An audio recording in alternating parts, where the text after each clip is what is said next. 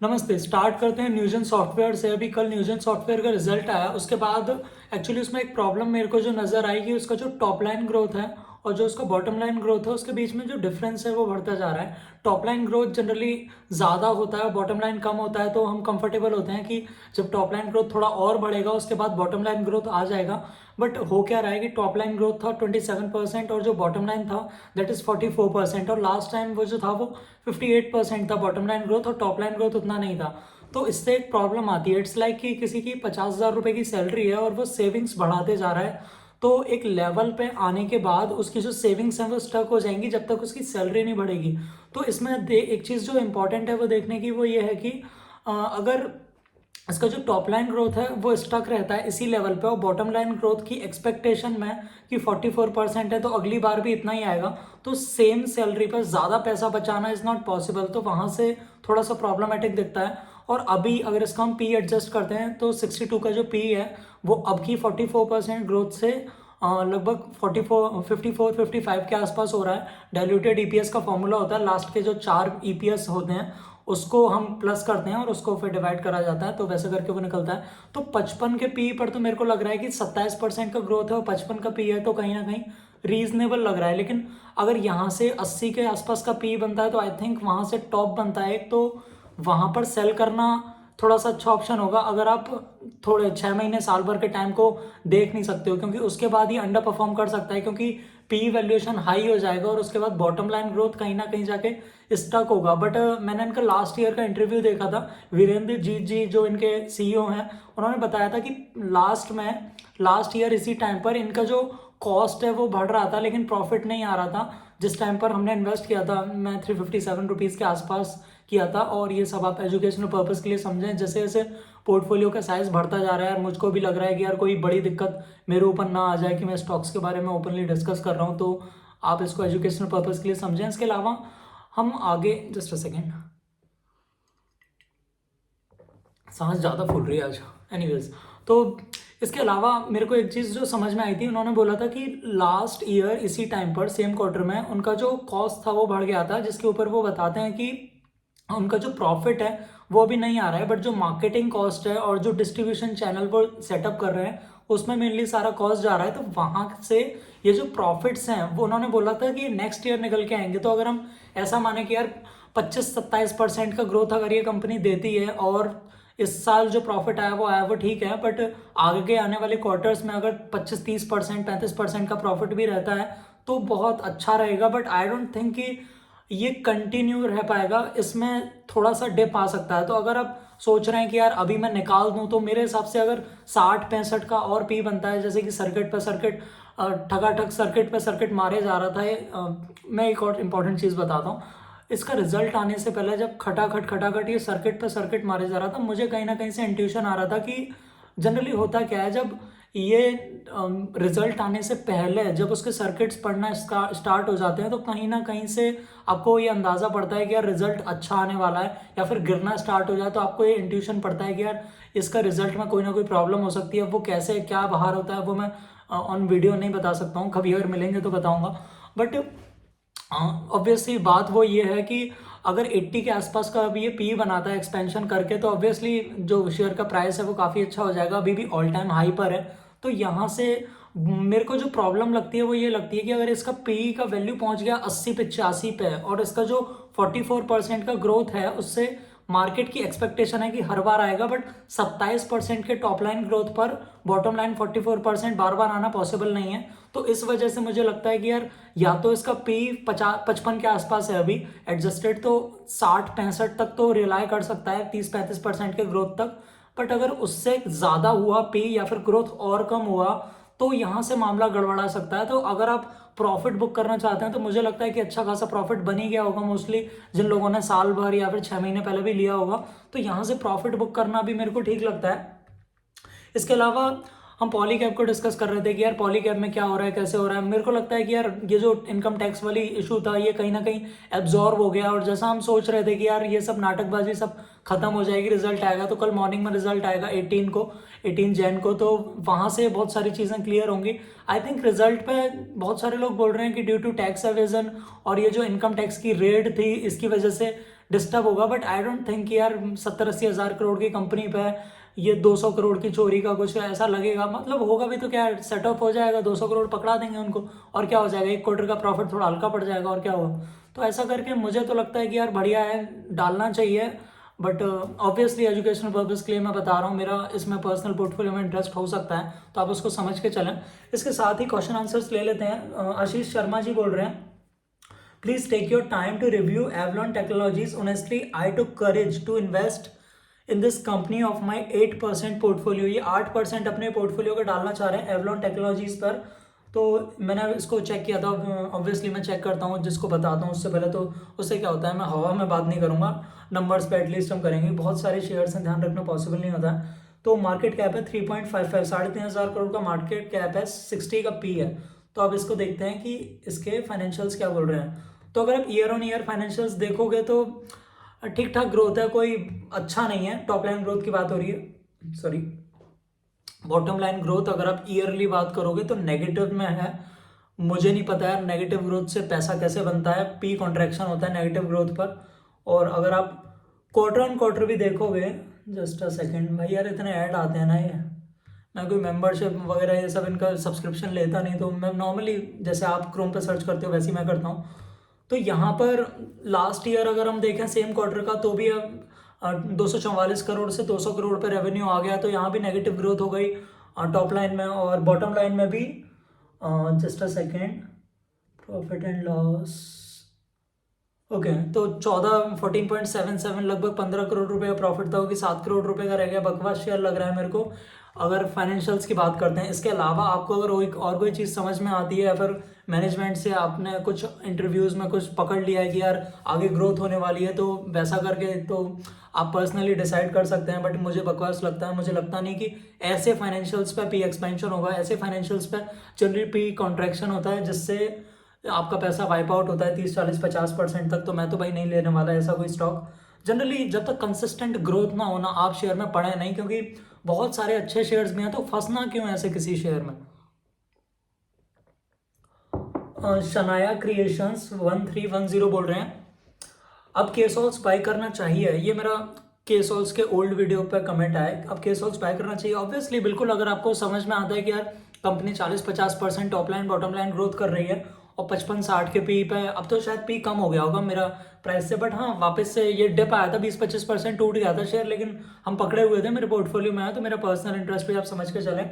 और आप खुद रिसर्च करके अपना डिसीजन बनाएं, मेरे डिसीजन से इन्फ्लुएंस ना हो। बाय करना चाहिए तो यार जब तक ग्रोथ चलता रहता है, जब तक स्टॉक चलता रहता है, जनरली ईपीएस ग्रोथ अच्छा आता है, तो स्टॉक का प्राइस अच्छा मूव करता है। तो मुझे तो लगता है यार बाय करना चाहिए। अब आपको करना चाहिए या नहीं, आप फाइनेंशियल एडवाइजर, अपने फाइनेंशियल एडवाइजर से डिस्कस करेंगे तो ज़्यादा अच्छा होगा। मेरे लिए भी थोड़ी प्रॉब्लम कम हो जाएगी। बाकी आपको पता है यार क्या करना है, कैसे करना है। आशीष राय जी बोल रहे हैं, want more video like this. ये मीट माई सब्सक्राइबर जो हमने स्टार्ट किया था उसके बारे में बोल रहे हैं। तो यार कोई आता है तो मोस्टली जनरली होता क्या है कि वो लोग अपना फेस रिवील करने में कंफर्टेबल नहीं होते। मुझे समझ नहीं आता यार प्रॉब्लम क्या है, क्या कैसे, बट ठीक है यार, उनका पर्सनल चॉइस है। बाकी जो भी आता है, मेरे जल कल्पेश जी का मैसेज आया था तो काफ़ी अच्छा लगा था।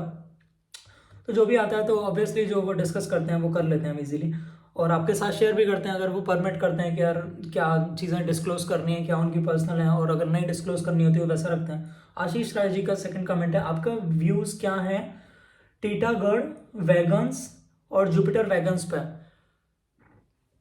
Just a second, Titagarh rail systems limited, इसका जो स्टॉक है, ग्रोथ को देख रहा हूँ तो यार मेरे को बढ़िया लग रहा है, बट मैं जनरली रेल वाले जो स्टॉक्स होते हैं मैं इससे भागता हूँ। पास्ट में मैंने आईआरसीटीसी पकड़ा था। मतलब गवर्नमेंट इंटरफेरेंस से क्या है, कभी भी वो आपकी कॉलर पकड़ लेगा। वो कंपनी में कभी भी आके कोई ना कोई गवर्नमेंट अपना डिसीजन सुना देंगी, उससे फिर क्या है, आप अपना सिर फोड़ते रहोगे कि यार क्या करूं मैं, कैसे करूं।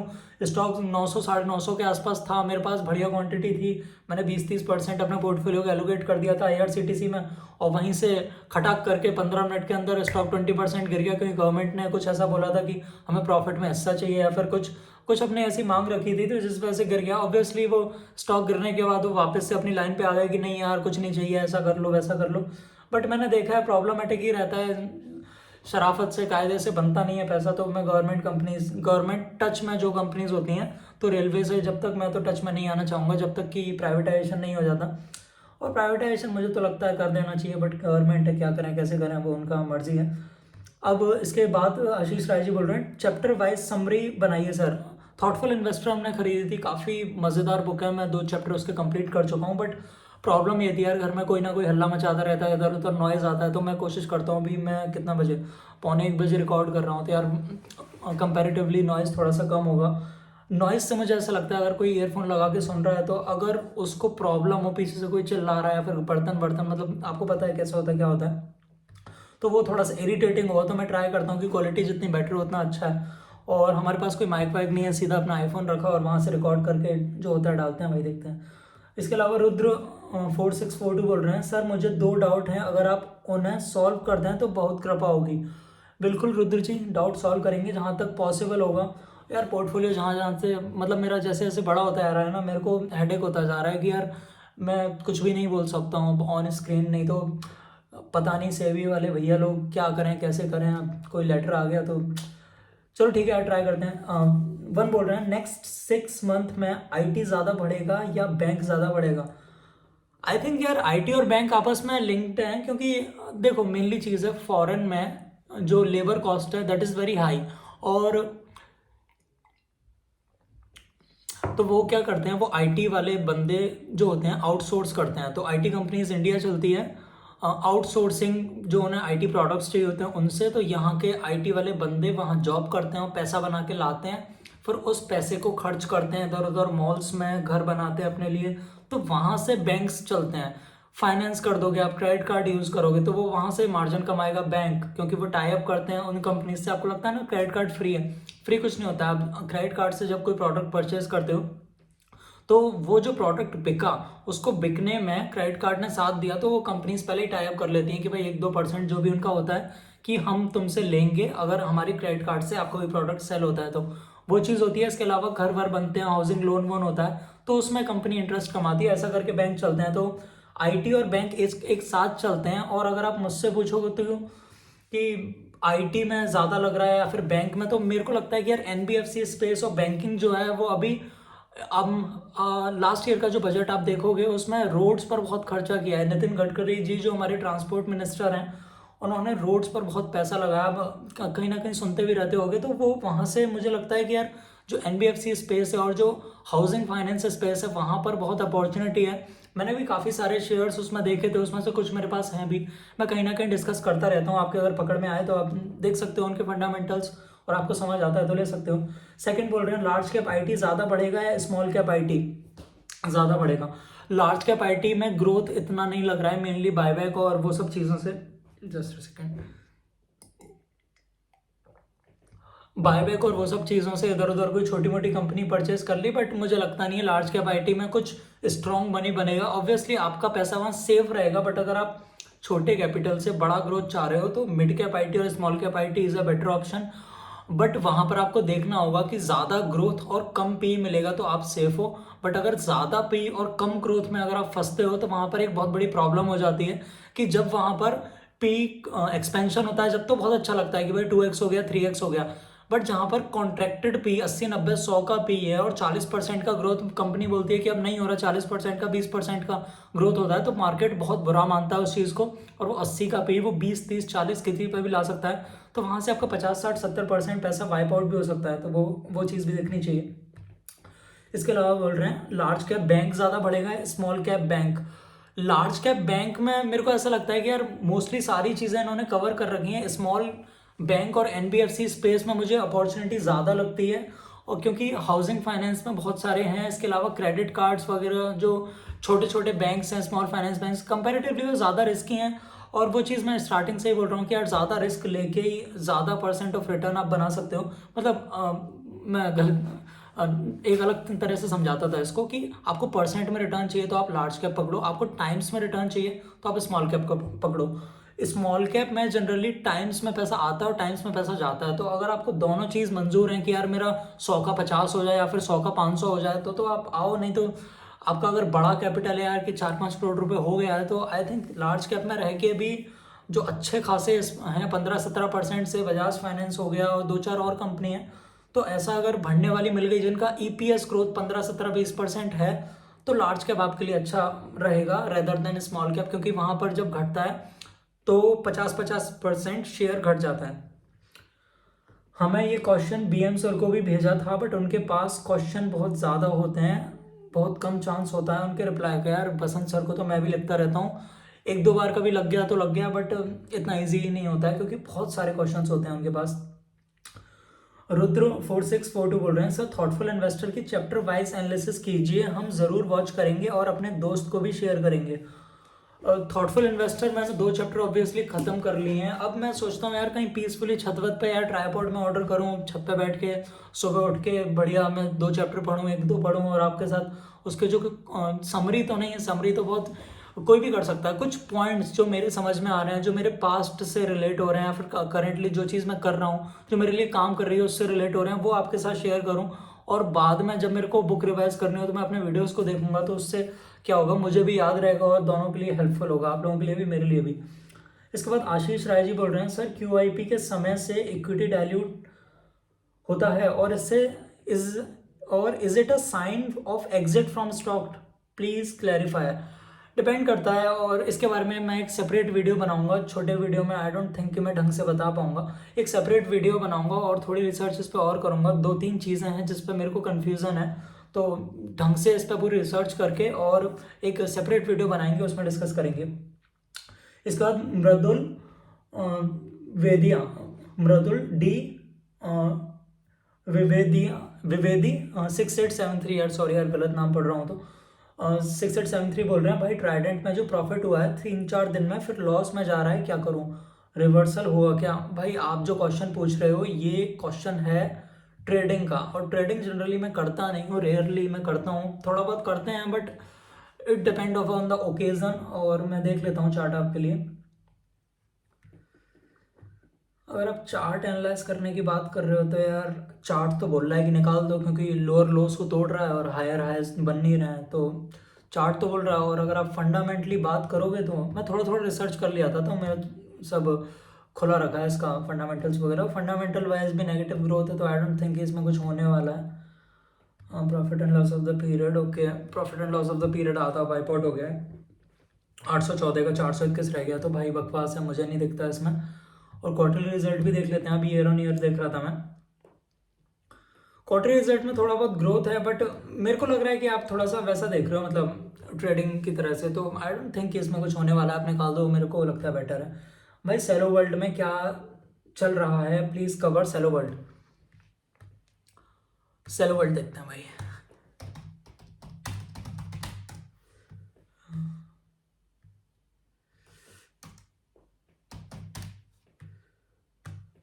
ये मैंने देखा नहीं था, तो उसके चार्ट वार्ट खोल लेता हूँ मैं। 18,000 18.63 मतलब 18-19 हज़ार करोड़ के आसपास का कैप है। अभी शायद रिसेंटली लिस्ट हुआ था नवंबर 2023 में। इसका देखते हैं, फंडामेंटली डिस्कस कर सकता हूँ यार मैं, तो मेरे को वो तो थोड़ा कम ही समझ में आता है।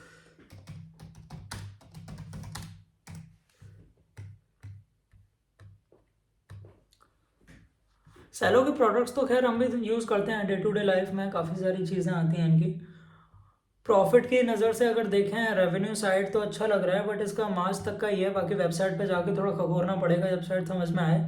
बट प्रॉफिट अगर आप देखेंगे, रेवेन्यू तो अच्छा चल रहा है, लेकिन प्रॉफिट इसका इतना अच्छा नहीं चल रहा है। आई थिंक इनका क्वार्टरली रिजल्ट कुछ अच्छा आया होगा, उसके बाद लिस्ट किया है, और अगर लॉस में लिस्ट किया है तो आई डोंट थिंक कि कुछ खास बन पाएगा। सितंबर 2023 तक का है इस पर, ना ना मज़ा नहीं आ रहा यार, नहीं मुझे नहीं लगता यार कि इसमें कुछ बड़ा पैसा बन सकता है। और बाकी थोड़ा सा डिटेल एनालिसिस करूंगा, बट अगर बड़ा बनना होता है थोड़े बहुत फाइनेंशियल देख के समझ में आता है, बट ना भाई कुछ नहीं होना।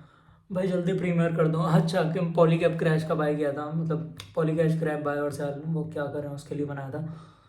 तो पॉलीकैब तो यार फंडामेंटल स्ट्रॉन्ग है, मेरे को मैनेजमेंट मज़ेदार लगता है। ऐसा करते हैं यार, थोड़ा प्रीमियर पढ़ते हैं इसका। Actually about the book sir ने लिखा था चैप्टर 1 से पहले, तो उसमें अगर 1-2 पेज में आउटलुक था, तो इसमें ऑथर्स नोट था, dare to dream with stocks. कोई अगर कंफ्यूज हो तो भाई थॉटफुल इन्वेस्टर का आउटलुक पढ़ रहा हूँ, चैप्टर से पहले जो बसंत सर ने लिखा था, dare to dream with stock. इसमें जो लाइंस मेरे को पसंद आए, जो मैं रिलेट कर पाया, वो मैंने, आप देख लो मैंने आउटलाइन किया हुआ है, तो जो मेरे को कनेक्ट किया उनको पढ़ते हैं तो आपको भी शायद वो कनेक्ट करे। When a when a defeated investor waits for a higher price to sell his losers, all that he gets in return is a new wave of selling that takes his shares to an even lower level.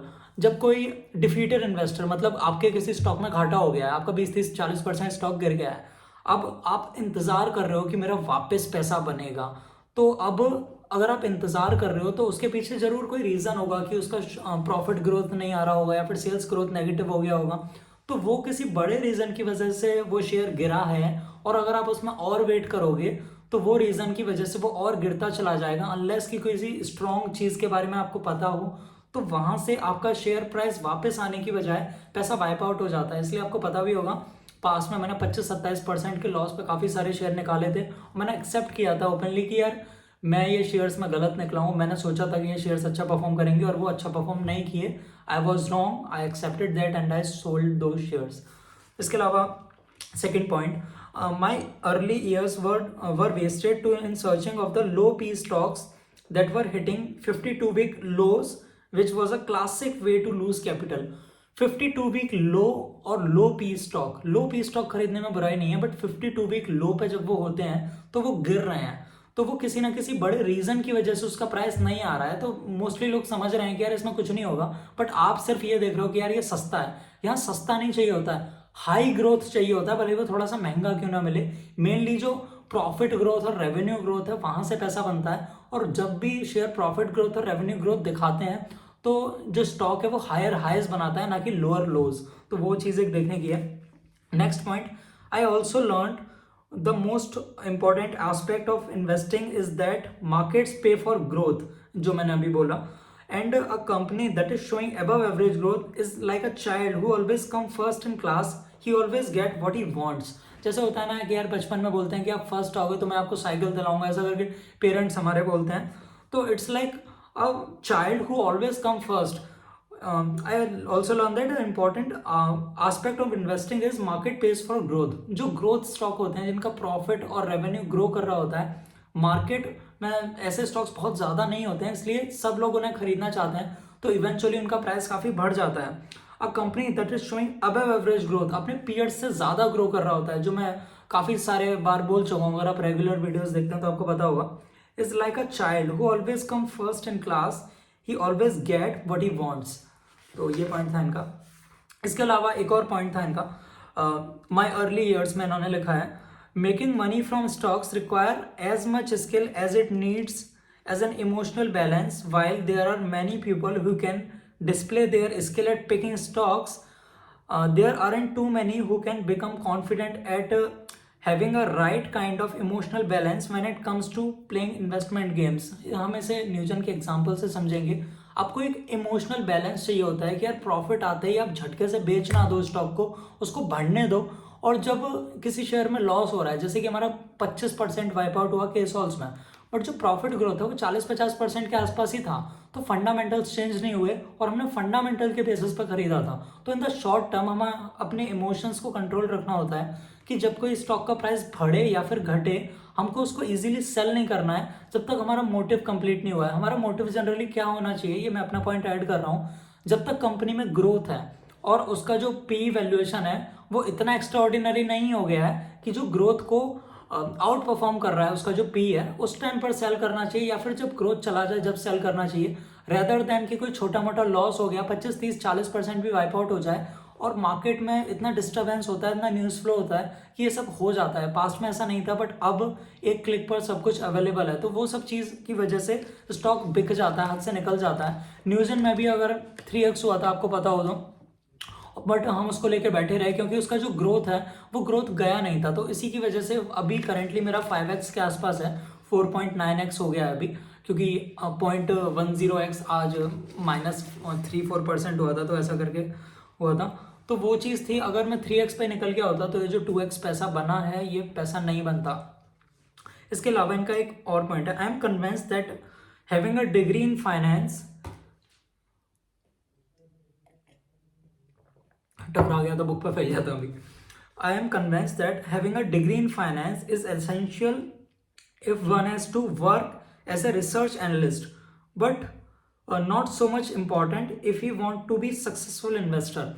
आपको नौकरी करनी है तो आपके पास degree होनी चाहिए CA CFA की, but अगर आपको स्टॉक मार्केट से पैसा कमाना है तो आपको बढ़िया बुक्स पढ़नी चाहिए, 2 4 5। अगर आप ऐसे ही, मेरे को तो बहुत मज़ेदार लगती है बुक, अगर मैं इसे पढ़ता हूँ तो 2 चैप्टर मैंने पढ़े हैं, मैं इसको ख़त्म करूँगा। इसके साथ अगर आप कुछ नई बुक्स पढ़ते हो तो वो ज़्यादा इंपॉर्टेंट है रेदर देन कि आप कोई बहुत एडवांस डिग्री कर लो, आप CEO हो जाओ, आप MBA हो जाओ। तो ये कोई गारंटी नहीं करता कि आप स्टॉक मार्केट में सक्सेसफुल हो गए या नहीं। इसकी बजाय अगर आप कुछ बुक्स पढ़ते हो, जैसा कि बसंत जी अपनी वीडियोज़ में बताते रहते हैं, जो ऑथर है उनकी बात हो रही है, तो वो ज़्यादा हेल्प करता है rather than doing a professional degree. वो प्रोफेशनल डिग्री आपको हेल्प कर सकती है स्टॉक एनालिस्ट की जॉब दिलवाने के लिए, स्टॉक मार्केट में पैसा बनाने के लिए नहीं। ओके, तो यहीं तक था। बाकी चैप्टर 1 से हम स्टार्ट करेंगे सेपरेट, शायद इसका वीडियो करेंगे तो अच्छा रहेगा, थोड़ा आपको भी इंटरेस्टिंग लगेगा। इन वीडियोस में अगर जंबल टप कर दूंगा तो शायद मज़ा नहीं आएगा, और देखेंगे क्या होता है, कैसे होता है। तो आज के वीडियो में इतना ही। आप लाइक करें, शेयर करें, सब्सक्राइब करें और कमेंट करें। और सब्सक्राइबर्स अगर थोड़े आगे बढ़ेंगे तो यार थोड़ा मुझे भी मज़ा आएगा, मोटिवेशन मिलेगा, व्यूज़ थोड़े ज़्यादा आएंगे। तो आज के वीडियो में इतना ही। Thank you so much for watching.